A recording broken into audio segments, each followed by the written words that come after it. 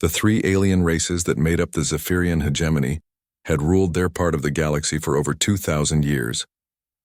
The Krillins with their massive ships, the Vorthan with their advanced weapons, and the Nixari with their cunning minds had crushed every enemy they faced.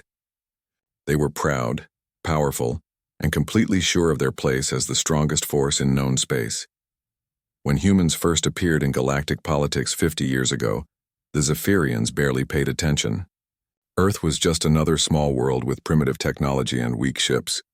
The humans talked constantly about peace, trade, and cooperation. They avoided fights and always tried to solve problems with words instead of weapons. To the Zephyrians, this made humans look pathetic and cowardly.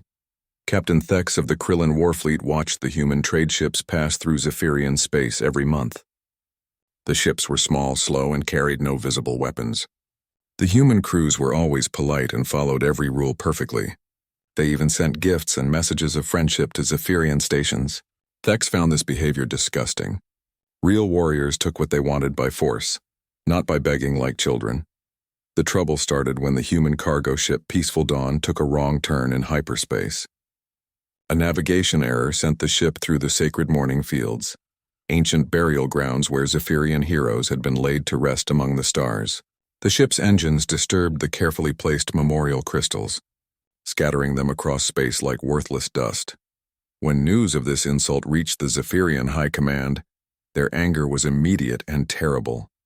High Chancellor Vex Korath, leader of all three races, declared that the humans had committed the worst crime possible against Zephyrian culture. The punishment demanded was extreme. Earth must give up all its outer colonies, pay tribute equal to the wealth of 10 worlds, and submit to permanent Zephyrian rule. The human ambassador, an elderly woman named Helen Torres, came to the Zephyrian capital to discuss the matter. She was calm and respectful, explaining that the violation was purely accidental. She offered reasonable compensation and promised better navigation training for all human ships. The humans were clearly sorry for what happened and wanted to make things right. But High Chancellor Vex Korath saw Ambassador Torres's peaceful words as proof of human weakness. If the humans were truly strong, they would have responded with threats and shows of force. Instead, they came crawling with apologies and small offerings. This convinced the Zephyrians that humans could be pushed around without any real consequences. The decision was made in secret. The Zephyrian Warfleet would launch a surprise attack on human colonies to teach them proper respect.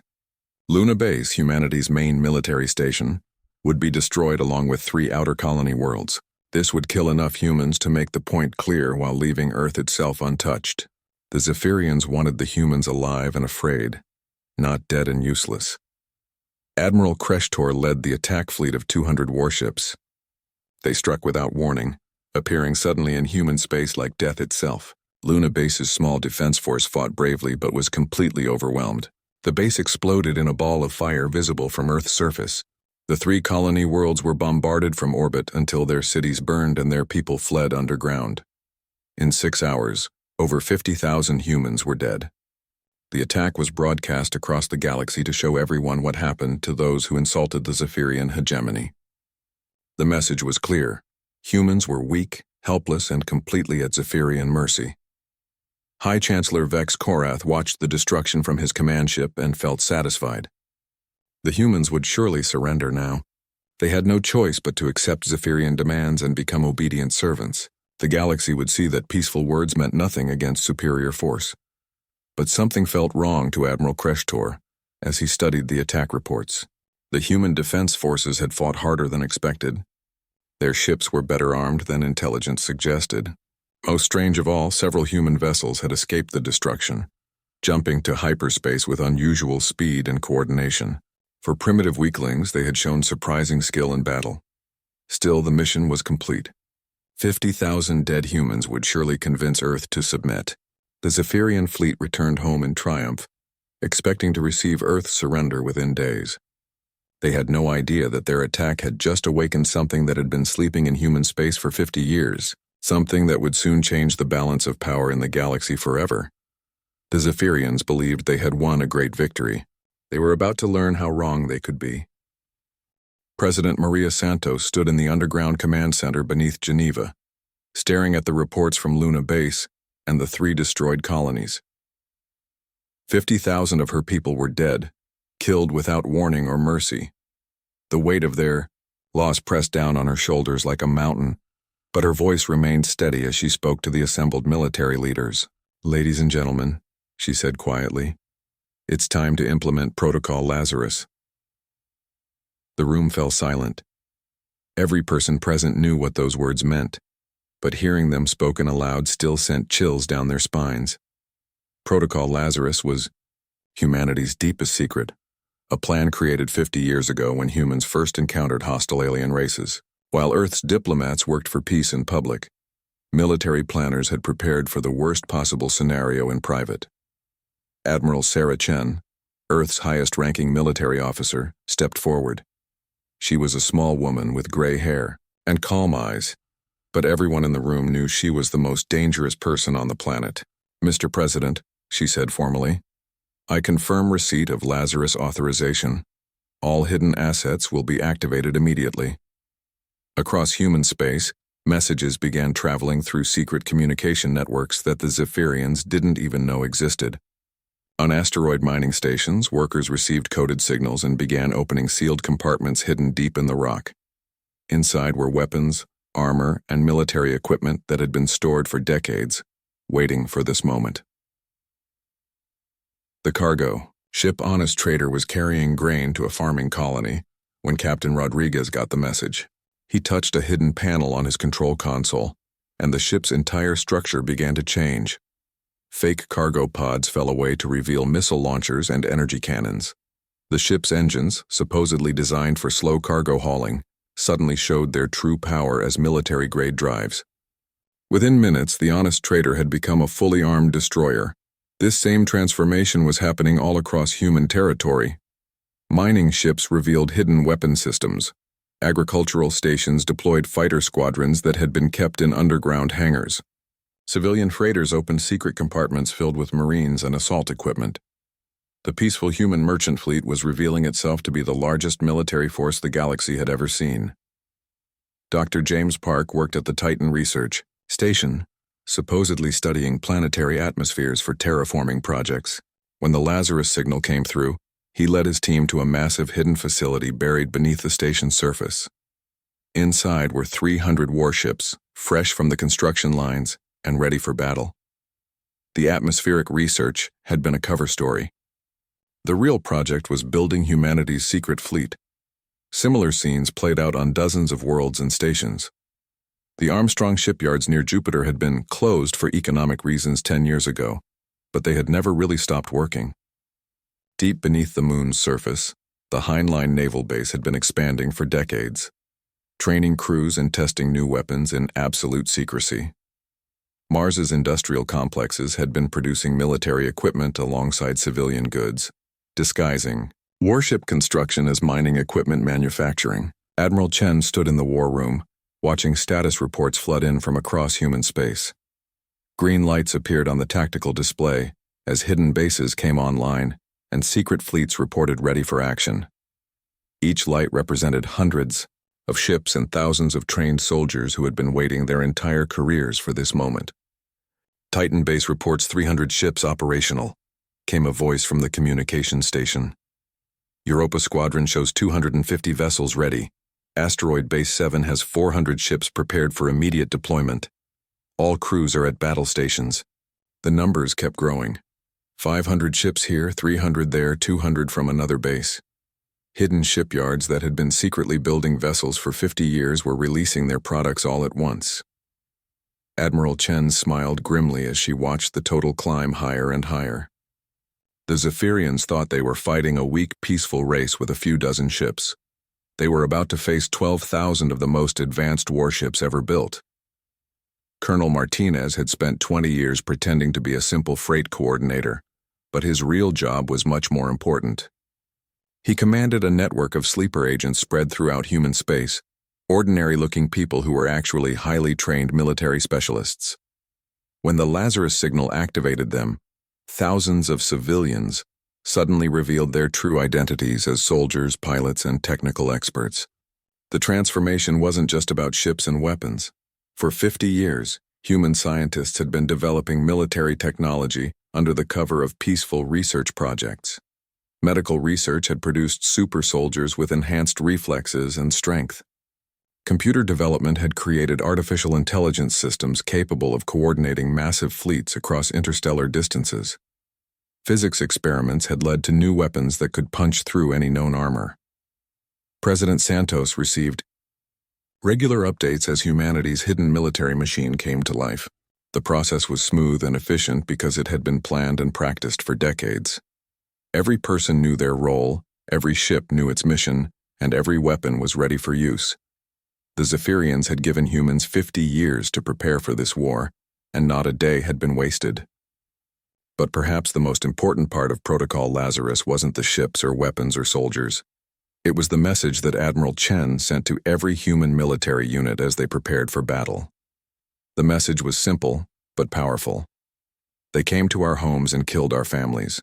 They thought we were weak because we chose peace. Today we show them that our mercy was a gift, not a weakness. Today we take it back. The Zephyrians had made their choice when they attacked innocent civilians. Now humanity would make theirs. High Chancellor Vex Korath stood in his palace on the Zephyrian homeworld, expecting to receive Earth's surrender at any moment. It had been 3 days since the attack on human colonies, and still no message had come from the human government. This delay was puzzling but not worrying. Sometimes primitive races needed extra time to understand their situation. The first sign that something was wrong came from Admiral Kreshtor, who was leading Zephyrian forces toward Earth's outer territories. His voice crackled through the communication system with obvious confusion. "High Chancellor, we are receiving strange reports from our advanced scouts. Human cargo ships are not fleeing as expected. They appear to be repositioning," Vex Korath frowned. Why would human cargo ships reposition instead of running away? It made no sense for civilian vessels to move toward approaching warships. "Clarify your report, Admiral. What do you mean by repositioning?" "Sir, our scouts report that human freighters are forming into military formations. This must be some kind of mistake in the data. Cargo ships do not form attack patterns, but it wasn't a mistake.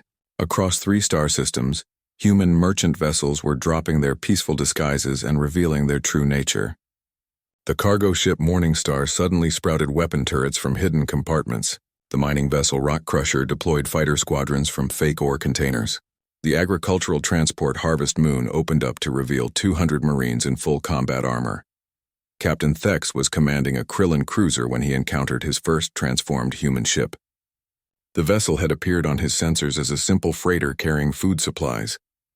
Following standard procedure, Thex moved to intercept and board the ship, expecting to find terrified civilians begging for mercy. Instead, the freighter suddenly accelerated to impossible speeds and opened fire with weapons that shouldn't exist on a civilian vessel. Thex's shields collapsed under the barrage, and his ship suffered critical damage within seconds. As alarms screamed around him, Thex realized he wasn't fighting a cargo ship at all. He was facing a military vessel more advanced than anything in the Zephyrian fleet similar. Encounters were happening across human space as Zephyrian forces discovered the truth about humanity's peaceful merchant marine. What they had thought was a collection of helpless cargo ships was actually a massive military fleet that had been hiding in plain sight for decades. Commander Yexnara was leading a squadron of Vorthan destroyers when they came across what appeared to be a human asteroid mining operation. The base looked exactly like the peaceful mining stations that humans operated throughout their territory. Yexnara decided to destroy it as a demonstration of Zephyrian power. The attack began normally, with Zephyrian ships firing on the mining station's supposed ore processing facilities. But instead of exploding, the facilities opened up to reveal massive defense cannons that immediately returned fire. The asteroid itself began to move, revealing enormous engines hidden beneath its rocky surface. What Yexnara had thought was a simple mining base was actually a mobile fortress, armed with enough firepower to level a small moon. The Vorthan destroyers were overwhelmed in minutes. Yexnara barely escaped with his life, fleeing back to Zephyrian space with impossible stories about human deception and hidden military power. But his reports were quickly confirmed by other survivors, as the pattern repeated across multiple star systems. Intelligence reports flooded into Zephyrian command centers, each one more disturbing than the last. Human agricultural stations were launching fighter squadrons, Human research facilities were deploying weapons that defied known physics. Human civilian transports were carrying enough firepower to destroy entire fleets. High Chancellor Vex Korath stared at the incoming data with growing horror. How had Zephyrian intelligence failed so completely? How could an entire military infrastructure remain hidden for so long? The humans had been building a war machine for 50 years while pretending to be peaceful traders and farmers. But the worst revelation was still to come. Deep space sensors began detecting massive energy signatures moving through hyperspace toward Zephyrian territory. The signatures were too large to be cargo ships and too numerous to be a small military force. As the contacts resolved on tactical displays, the shocking truth became clear. 12,000 human warships were converging on Zephyrian space from multiple directions. The fleet was larger than anything the galaxy had ever seen, moving with precision and coordination that suggested advanced artificial intelligence control. Each ship was broadcasting identification codes that revealed their names: Vengeance for Luna, Remember the Colonies, Price of Aggression, Harvest of War. Admiral Kreshtor's voice came through the communication system again, but this time it was filled with fear instead of confusion. High Chancellor, we are completely outnumbered. Our entire fleet consists of 800 ships. The humans have brought 12,000. Request immediate reinforcement from all allied races. But there would be no reinforcements. The other alien civilizations were too shocked by this revelation to offer help. The peaceful humans had just revealed themselves to be the most powerful military force in the galaxy. And no one wanted to be their next target.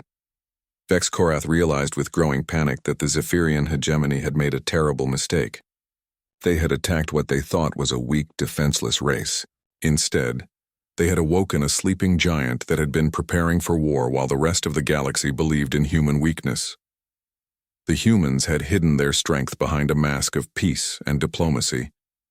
Now the mask was off, and the galaxy was about to learn what humans were truly capable of when pushed too far. Admiral Sarah Chen stood on the bridge of the flagship Terra's Wrath, watching the tactical display show 12,000 human ships moving into attack positions around Zephyrian space. Each vessel represented years of secret planning and construction, hidden from galactic view while humanity smiled and spoke of peace. Now that peaceful mask was gone forever. All fleet commanders report ready, Admiral, announced Captain Stevens from the communications station. His voice was calm and professional, but Chen could hear the underlying satisfaction. Every person in the human fleet had lost friends or family in the Zephyrian attack. Today was the day they would answer for those deaths. Chen activated the fleet-wide communication system, her words reaching 12,000 ships simultaneously. Warriors of Terra, today we show the galaxy who we really are. For 50 years we chose peace while building for war. For 50 years we offered friendship while preparing for betrayal. The Zephyrians mistook our kindness for weakness. They killed our people and laughed at our pain. Today we collect the debt they owe. The human fleet moved with mechanical precision that amazed even its own commanders. Advanced artificial intelligence systems coordinated the movement of thousands of ships across multiple star systems, ensuring perfect timing and maximum effect.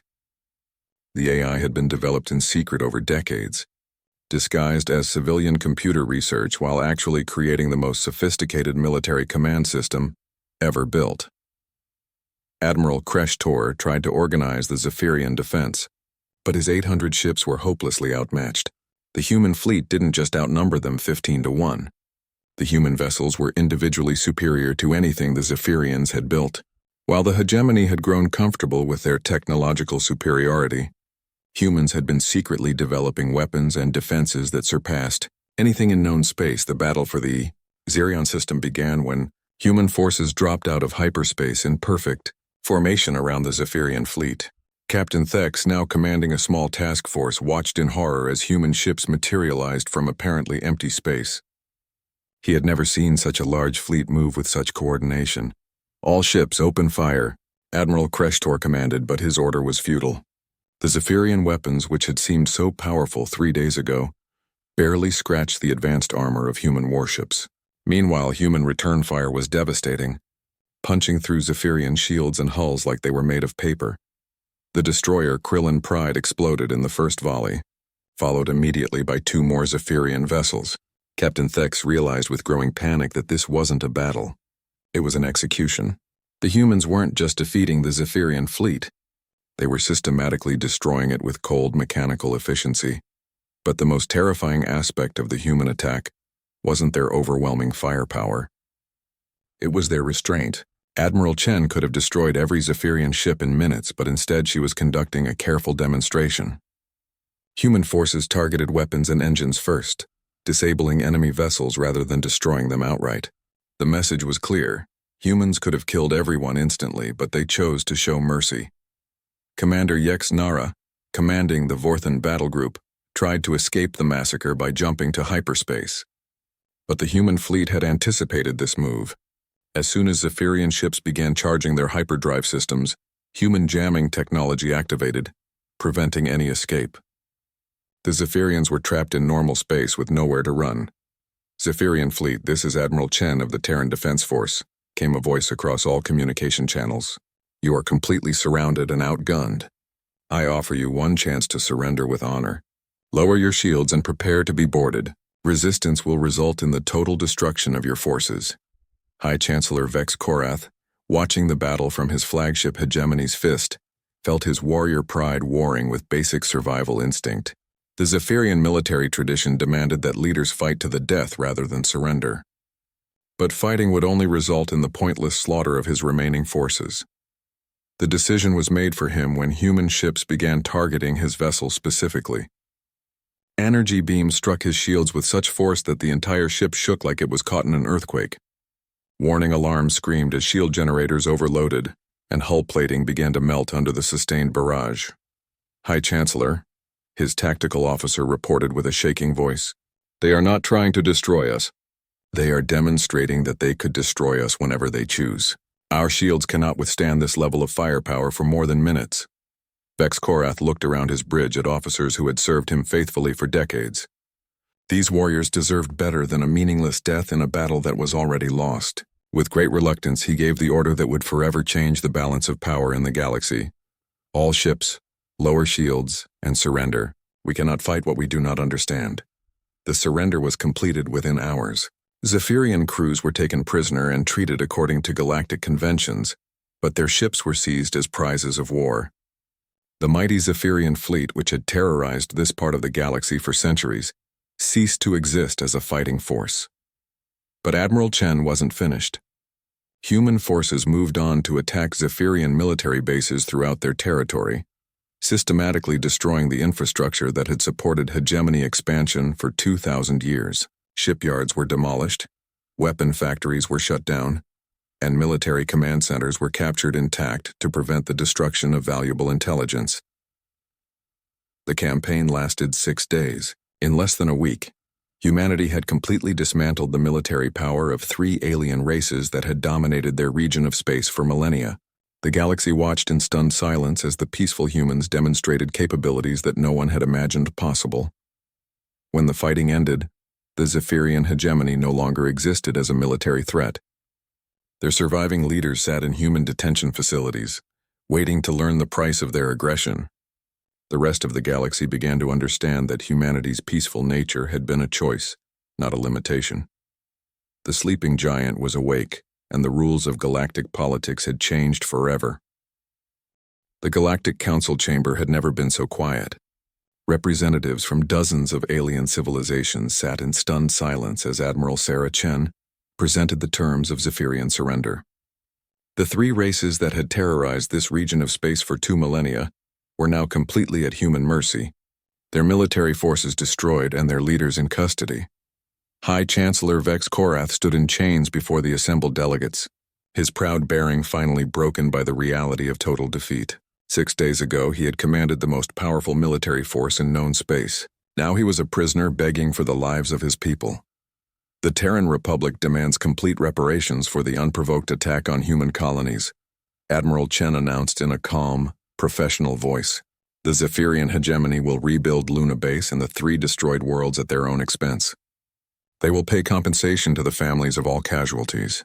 They will submit to permanent monitoring by Terran forces to ensure compliance with galactic law. The terms were harsh but not cruel. Humans could have demanded the complete enslavement of the Zephyrian races, but instead they chose justice over revenge. The galaxy noted this restraint and began to understand something important about human nature. These beings could be overwhelmingly powerful when threatened, but they remained fundamentally decent even in victory. Ambassador Torres, the same elderly woman who had tried to negotiate peace 3 weeks ago, stood to address the council. My government wants to make something clear to all assembled races. We did not choose this war. We spent 50 years trying to build peaceful relationships with our galactic neighbors, but we also spent those 50 years preparing for the possibility that diplomacy might fail. She gestured to a holographic display, showing the massive human fleet still maintaining position around Zephyrian space. Every ship you see was built in secret while our diplomats spoke of cooperation and trade. Every weapon was developed in hidden laboratories, while our scientists published papers on agricultural improvement. We hoped we would never need these preparations, but we were not naive enough to assume good intentions from everyone we met. The revelation of humanity's hidden military preparations sent shockwaves through the galactic political establishment. Dozens of alien races realized they had completely misjudged human capabilities. Trade agreements were suddenly seen in a new light. Peaceful human merchants might actually be intelligence agents gathering information for their military. Civilian research stations might be developing new weapons. The friendly humans who had been spreading throughout the galaxy for 50 years might actually be the most sophisticated intelligence network ever created. President Santos addressed the council directly through a communication link from Earth. We understand that our revelation today has caused concern among peaceful races. Let me be absolutely clear about human intentions. We have no desire to conquer or dominate anyone. We built this military force purely for defense against those who might threaten human lives. We will use it only when attacked or when genocide is being committed against innocent people. This promise was tested almost immediately. The Thakari Empire, a brutal regime that enslaved other races, had been quietly expanding into the territory of the peaceful Dalari people. The Thakari leaders assumed that the destruction of the Zephyrians was a one-time event, and that humans would return to their previous peaceful behavior. They were wrong. When Thakari forces attacked Dalari colonies, human ships appeared within hours to drive off the invaders. The Terran Defense Force had established permanent patrol fleets throughout the galaxy, ready to respond to aggression wherever it occurred. The age of powerful races bullying weaker ones was ending. Admiral Chen established her headquarters on the former Zephyrian capital world, now renamed New Geneva in honor of the human peace negotiations that had failed there. The massive military infrastructure that humans had kept hidden for 50 years was no longer secret. Shipyards throughout human space worked openly to maintain and expand the fleet that had shocked the galaxy. But perhaps the most important change was in how other races viewed humanity. The peaceful traders and diplomats were still there, still working to build cooperation and understanding between different species. But now everyone knew that behind those smiling ambassadors stood 12,000 warships and the will to use them when necessary. Captain Thex, now a prisoner of war working in the shipyards that rebuilt Luna Base, found himself working alongside human engineers and construction crews. He was amazed by their behavior.